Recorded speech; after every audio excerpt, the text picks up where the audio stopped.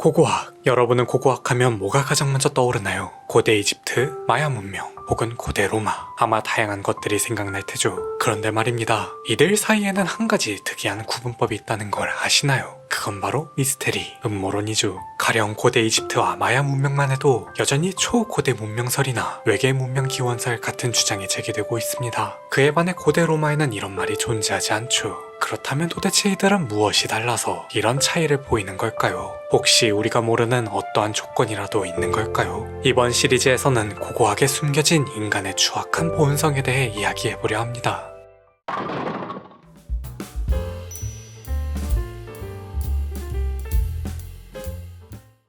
고고학의 역사는 생각보다 그리 길지 않습니다. 고고학이 학문적 성격을 띠기 시작한 건 대략 19세기 중반부터였어요. 그 전에는 주로 부유한 수집가들의 취미에 불과했죠. 그럼 이들은 왜 유물을 수집했을까요? 바로 과시욕 때문입니다. 그땐 유물만큼 자신의 부와 권력 그리고 지위를 과시하는데 적당한 게 없었죠. 따라서 이들은 유물의 가치를 매길 때 그 속에 숨겨진 문화적, 역사적 의미에 집중하기보다 그저 오래된 것에 초점을 맞췄어요. 이러한 기조는 고고학을 과학적 탐구와는 거리가 먼 골동품 수집이나 보물사냥, 심지어 도굴에 가까운 형태로 만들었습니다. 실제로 당시 활동했던 인물들 중 학문적으로 고고학자라고 부를 만한 사람이 거의 없죠. 대표적으로 영국의 탐험가 오스틴 헨리 레이어드의 경우 이전까지 성서 속 전설의 도시로 알려진 니네베를 발견하는 등 엄청난 업적을 세웠어요. 하지만 그 과정에서 발견한 유물 대부분을 수탈하고 본인은 이에 대한 베스트셀러를 출간하여 평생을 여유롭게 보냅니다. 독일의 사업가 하인리히 슐리만도 마찬가지였죠. 그 역시 트로이 유적을 발견한 것으로 유명한데요. 그러나 유적을 보존하기는커녕 도시 성벽 전체를 무너뜨리고 발견한 유물을 자신의 아내에게 직접 걸치는 등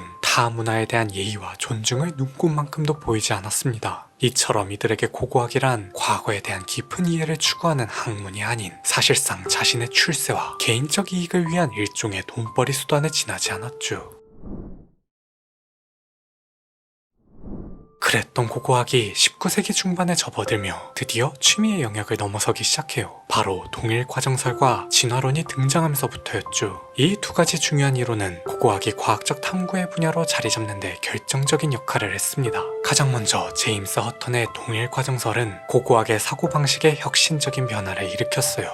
허턴은 과거의 자연환경에 적용했던 과정이 현재의 자연현상과 같을 것이라고 주장했죠. 이후 이 이론은 찰스 라이엘경에 의해 널리 알려집니다. 이는 고고학자들이 고대 유적을 발굴할 때 그 유물과 지층이 형성된 과정을 이해하는 데 중요한 기초가 되었어요. 그 다음 찰스 다윈의 진화론 역시 마찬가지죠. 다윈은 인간이 자연 선택을 통해 진화한다는 개념을 제시하면서 고고학자들에게 과거의 인류와 문명의 발전을 이해하는 데 새로운 틀을 제공했습니다. 즉, 두 이론은 인간의 진화와 문명의 발전이 시간에 따라 어떻게 변화했는지를 연구하는데 큰 변화를 가져온 거예요. 이를 바탕으로 크리스티안 톰센이 새 시대 체계를 도입하면서 고고학의 학문적 성격을 확립할 수 있었죠. 이들은 석기시대, 청동기시대, 철기시대로 구분되는 고고학적 연대기를 제시하며 고대 문명을 더 체계적이고 역사적인 순서로 파악할 수 있는 기준을 마련했습니다. 이는 고고학이 단순히 유물 수집에 그치지 않고 과학적 연대 측정과 문화적 배경을 중요시하는 학문으로서 자리 잡게 된 중요한 계기가 되었어요.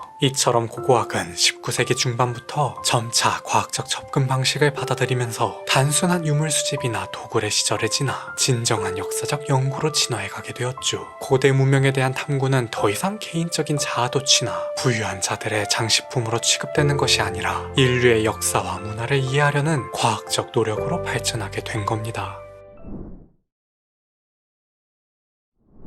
물론 고고학의 발전이 모든 면에서 긍정적인 영향을 끼친 것은 아니었습니다. 특히 앞서 언급한 크리스티안 톰센의 새 시대 체계와 비슷한 시기에 등장한 레오폴트 폰 랑케의 실증주의 역사관은 당시 고고학과 역사학이 겪고 있던 한계와 왜곡된 방향성을 잘 보여줬어요. 먼저 톰센의 이론은 자료를 기반으로 한 역사적 분류법으로 이후 고고학의 기본적인 틀을 제공하였고 오늘날에도 여전히 사용되고 있죠. 그러나 그의 접근법은 고고학을 지나치게 서구 중심적인 관점에서 바라보고 고대 유물들의 발전 과정을 일종의 진화론적 관점에서 해석하며 비서구 지역의 문화를 저급한 것으로 간주할 수 있는 여지를 제공했습니다. 그 다음 랑케는 역사학에서 실증주의를 제창하며 역사는 과거의 사실 그대로 그대로를 재구성하는 것이라고 주장했어요. 즉, 입증된 자료만을 신뢰하고 증거 없는 역사는 가짜라고 간주하며 역사학을 좀 더 과학적이고 객관적인 학문으로 만들기 위한 중요한 기초를 마련한 거죠. 하지만 랑케의 실증주의 사관 역시 문화를 형성한 정신적, 사회적 요소들을 간과하는 문제를 낳고 맙니다. 단순히 물리적인 유물과 문서만을 중시하는 그의 접근법은 인간의 정신문화와 사회적 맥락을 배제한 역사 해석을 가져왔고, 이는 역사학을 객관적이고 무미건조한 사실의 나열로 변질시킬 위험을 내포했어요.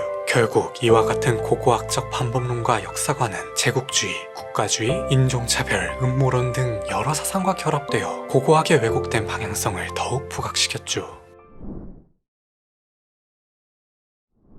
가장 먼저 제국주의와 국가주의는 고고학 연구에 지대한 영향을 미쳤습니다. 19세기 당시 서구 국가들이 아시아, 아프리카, 아메리카 대륙을 식민지로 확장하며 고고학을 식민 지배의 정당화 도구로 활용했어요. 고대 이집트의 유물이 서구 박물관으로 반출되었을 때 이 유물들은 단순히 역사적 자료를 넘어선 상징적인 의미를 지니게 되었죠. 고대 이집트 문명은 서구인들이 자신들의 문명 우수성을 과시하고 식민지 국가들의 문화를 낮게 평가하는 데 사용된 겁니다. 이를 통해 고대 문명이 서구의 문명에 의해 발전하고 형성되었다는 인식을 강화하고 제국주의적 지배를 정당화하려는 시도가 있었어요. 결국 고대 유물은 단순한 유물이 아니라 서구 중심의 권력과 지배를 상징하는 상징물이 된 셈이죠. 또한 인종차별과 음모론은 고고학이 인간 문명의 발전을 바라보는 시각에 큰 영향을 미쳤습니다. 19세기 서구에서는 비서구 지역 문명에 대한 초고대 문명설과 외계 문명 기원설 같은 음모론이 제기되었어요.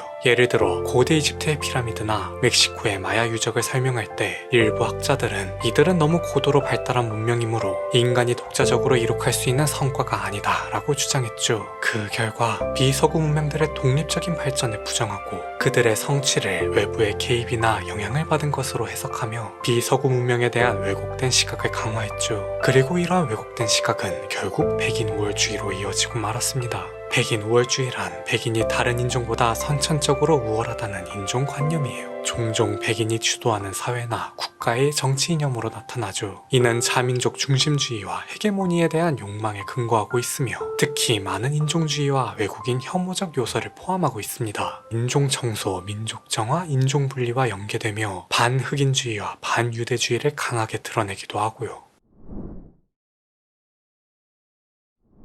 이를 가장 잘 드러낸 작품이 바로 영화 인디아나 존스 시리즈입니다. 인디아나 존스 정말 명작이죠. 고고학자인 주인공이 역사적 유물을 찾기 위해 모험을 떠나는 이야기로 전 세계에서 선풍적인 인기를 끈 작품이에요. 덕분에 많은 이들이 고고학자에 대한 꿈을 꾸기도 했습니다. 그러나 실제 내용은 고고학의 본질과는 거리가 멀었죠. 매 작품마다 오리엔탈리즘 논란에 휩싸였어요. 가장 큰 문제점은 모든 게 서구권을 중심으로 전개되었다는 겁니다. 비서구권은 야만적이고 미개하게 묘사되었으며 미국을 대표하는 주인공이 항상 옳다는 구조로 흘러갔죠. 또한 유물의 출처나 문화적 맥락은 전혀 고려되지 않았고 오직 뺏고 뺏기는 액션 중심의 서사만이 강조되었어요. 그 결과 유물은 늘 비서구권 지역에서 발견되고 악당들이 이를 차지하려 하면 주인공이 나타나 저지하는 과정이 반복되었습니다. 그렇다고 주인공이 정의로웠나? 그건 또 아니죠. 하는 짓만 보면 악당과 별반 다르지 않았어요. 워낙 악으로 지목된 세력이 나치 독일과 소련 등 대놓고 나쁜 놈들이었기에 그들과 맞서 싸운다는 것만으로도 정의로워 보이기는 했습니다. 그럼에도 누가 이기든 유물이 국외로 반출된다는 사실은 변하지 않았어요.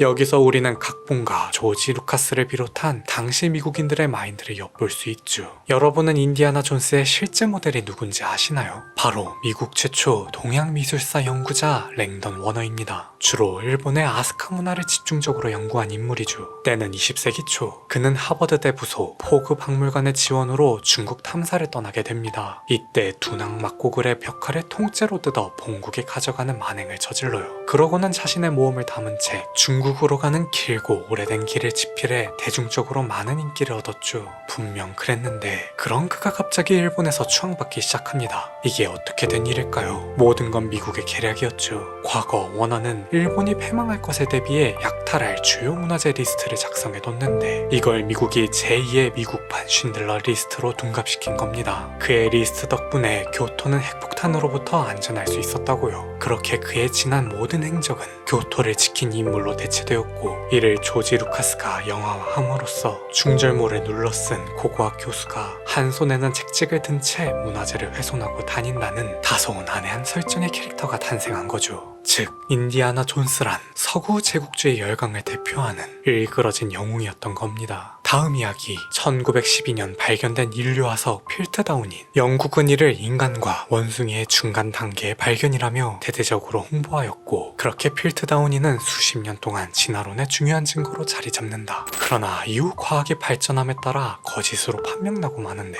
필트다운이는 사실 인간의 두개골과 원숭이의 턱을 합성하여 만들어낸 가짜 화석이었던 것이다. 그들은 왜 이런 사기극을 벌였을까? 그리고 무엇이 거짓을 진실로 만들었던 걸까? 3월 14일 저녁 6시에 그 이야기가 공개됩니다. 멤버십에 가입하시면 그보다 먼저 시청하실 수 있습니다.